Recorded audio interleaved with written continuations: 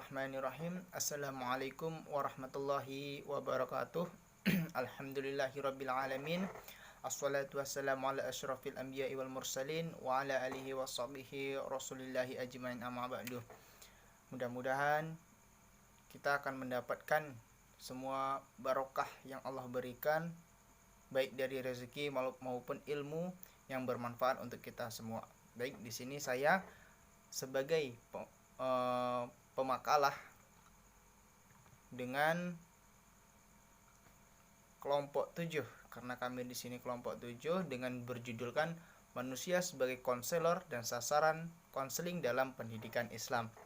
Di sini juga ada sahabat dan sahabati, yaitu Riana Wahyuni, kemudian Kamirul, dan saya sendiri Haris Septian.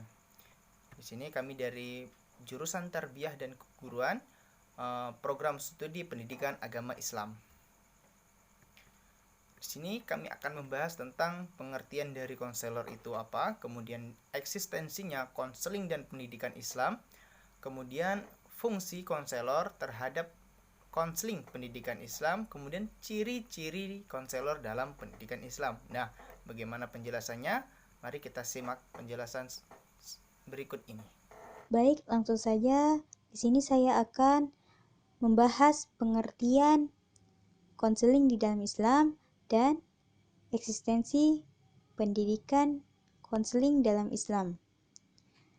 Istilah konseling yang digunakan dalam tulisan ini merupakan alih bahasa dari bahasa Inggris, yakni counseling, yang berarti advice, informasi, dialog, opini, atau pertimbangan yang diberikan oleh seseorang kepada orang lain sehubungan dengan pembuatan keputusan atau tindakan yang akan datang. Sementara itu, di dalam bahasa Arab, sebagaimana yang didefinisikan oleh Al-Khawli, konseling disebut dengan al-irsyad. Secara etimologi, kata irsyad, arsyada, berarti petunjuk. Sedangkan kata istisyarah berarti meminta nasihat. Atiyah menerangkan bahwa konseling bermaksud memberikan pelayanan atau penerangan kepada seseorang dalam suatu proses pertemuan antara dua orang di mana salah seorang di antaranya mengalami kegoncangan yang disebabkan oleh problem pribadi yang tidak dapat diselesaikannya sendiri. Untuk lebih mendekatkan pemahaman, perlu dikemukakan bahwa dalam konseling terjadi pertemuan tatap muka antara konselor, yaitu orang yang memberi bimbingan, dan klien atau orang yang menerima bimbingan atau konseling. Konseling ini dipandang sebagai inti proses pemberian bantuan yang esensial bagi upaya layanan bimbingan kepada seseorang atau siswa pada saat mereka berusaha menyelesaikan problem yang mereka hadapi. Namun, perlu dicatat bahwa dalam praktiknya, konseling harus dilakukan oleh seseorang yang telah terlatih atau profesional. Berdasarkan berbagai ulasan di atas, akan dikemukakan rumusan konseling Islam, yaitu sebagai berikut. Yang pertama, konseling Islami adalah suatu layanan bimbingan psikolog yang berprinsip dan berkarakteristik Islami. Yang kedua, secara konsepsional, konseling Islami dibangun di atas pondasi sumber-sumber ajaran Islam. Yang ketiga, konseling di muka bumi. Yang kelima, pemilik hak-hak asasi manusia. Nah, upaya pendidikan Islam dengan campur tangan guru atau konselor Islami melalui layanan konseling Islami yang berfokus pada pengembangan daya-daya yang ada dan dimensi kemanusiaan dengan dasar hakikat kemanusiaan akan secara langsung mengisi dimensi-dimensi kemanusiaan yang hasil akhirnya terwujud dalam kehidupan sehari-hari. Mungkin cuma ini yang bisa saya sampaikan. Selanjutnya akan dilanjutkan oleh teman saya. Di atas pondasi sumber-sumber ajaran Islam. Yang ketiga, konseling Islami berorientasi pada kehidupan sakinah, mutmainah, mencapai kebahagiaan hidup dunia dan akhirat karena senantiasa dekat dengan Allah. Yang keempat, sebagai layanan psikolog. Konseling Islami mengacu pada asas dan prinsip psikolog Islami. Selanjutnya, eksistensi dalam pendidikan Islam. Dalam Islam, tugas utama yang harus diemban pendidik pada dasarnya adalah untuk mengenalkan dan meneguhkan kembali perjanjian suci manusia terhadap Allah. Untuk itu, seorang pendidik harus berupaya mengantarkan peserta didiknya ke arah pengenalan kembali syahadah kepada Allah yang telah diikrarkan ketika individu masih berada di dalam ruh.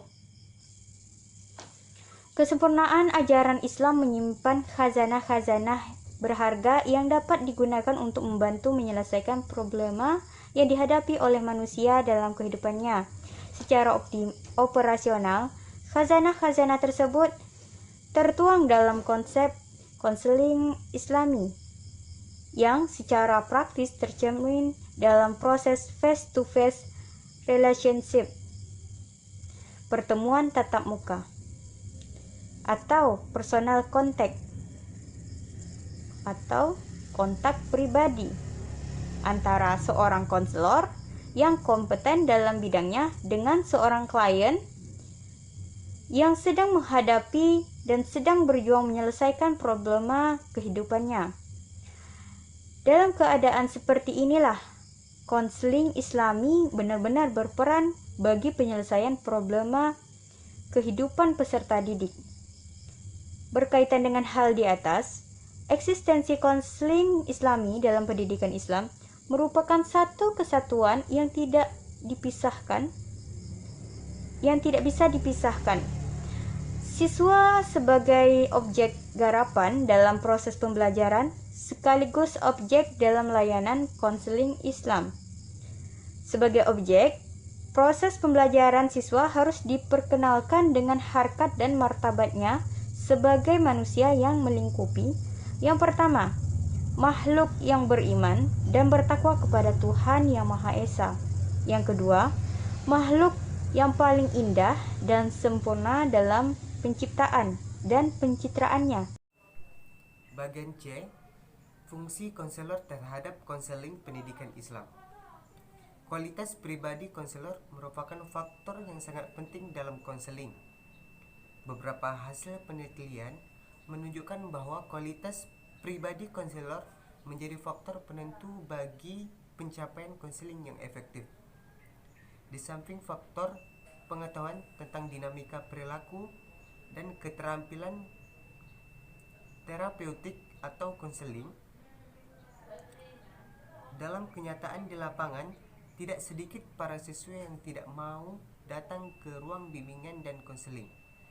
Bukan karena guru bimbingannya yang kurang keilmuan dalam bidang bimbingan, tetapi karena mereka memiliki kesan bahwa bimbingan tersebut bersifat judes atau kurang ramah.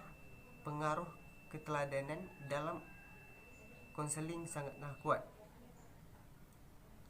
Karenanya, hendak seorang konselor, pendidik, atau orang tua mampu menjadi teladan dalam ibadah, tawaduk, sikap lemah lembut, ataupun sikap pemberani.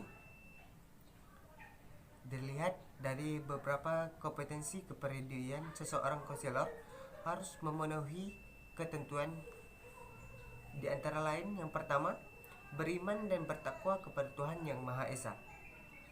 Yang kedua, menghargai dan menjunjung tinggi nilai-nilai kemanusiaan, individualitas, dan kebebasan memilih. Yang ketiga, menampilkan kinerja kualitas tinggi. Bagian D, ciri-ciri konselor dalam Islam. Al-Quran dan hadis adalah dua pusaka Rasulullah SAW yang harus selalu dirujuk setiap muslim dalam segala aspek kehidupan. Satu dari sekian aspek muslim, pribadi muslim yang dikehendaki, Al-Quran dan Sunnah adalah pribadi yang saleh. Pribadi, sikap dan ucapannya terwarnai oleh nilai-nilai yang datang dari Allah Subhanahu wa taala.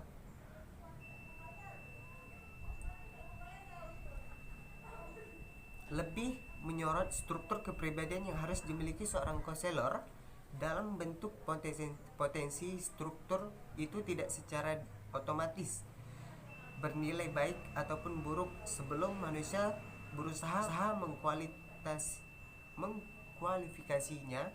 Di antaranya, yang pertama, kepribadian berpemimpin.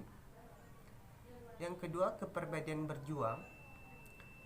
Yang ketiga, kepribadian takwa. Keempat, kepribadian beragama.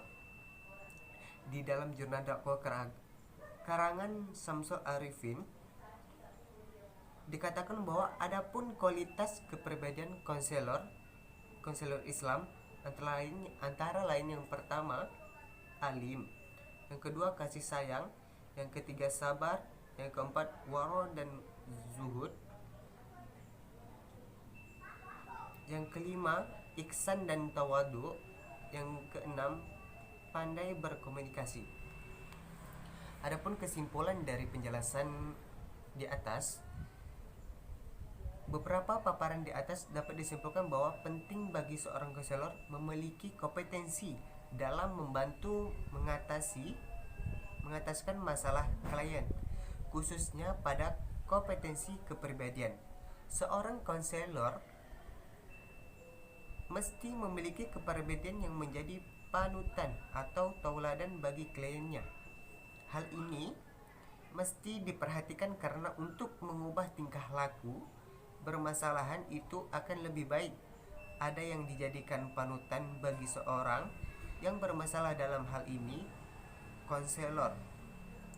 Bagaimana seorang konselor akan membantu seorang klien yang tidak mampu kesehariannya di sekolah juga bertutur kata tidak sopan, lemah lembut dan mendidik. Itulah penjelasan dari kami. Sekian. Assalamualaikum warahmatullahi wabarakatuh. Baik, mungkin tadi adalah penjelasan tentang konseling dan konselor. Dapat disimpulkan bahwasanya berdasarkan paparan yang telah dijelaskan oleh sahabat dan sahabati sekalian, bahwa penting bagi seorang konselor memiliki potensi dalam membantu mengetaskan masalah klien. Nah, khususnya pada kompetisi kepribadian, seseorang konselor mesti memiliki kepribadian yang menjadi panutan atau tauladan bagi kliennya. Hal ini mesti diperhatikan karena mengubah tingkah laku bermasalah itu akan lebih baik jika ada panutan bagi seseorang.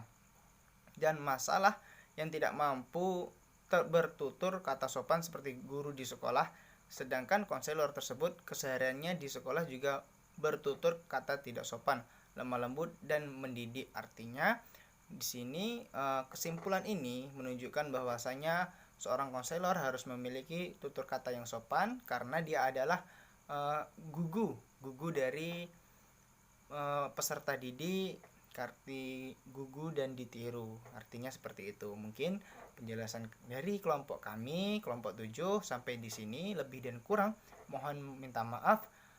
Akhirul kalam, wallahul muwafiq ila aqwamit thoriq. Assalamualaikum warahmatullahi wabarakatuh.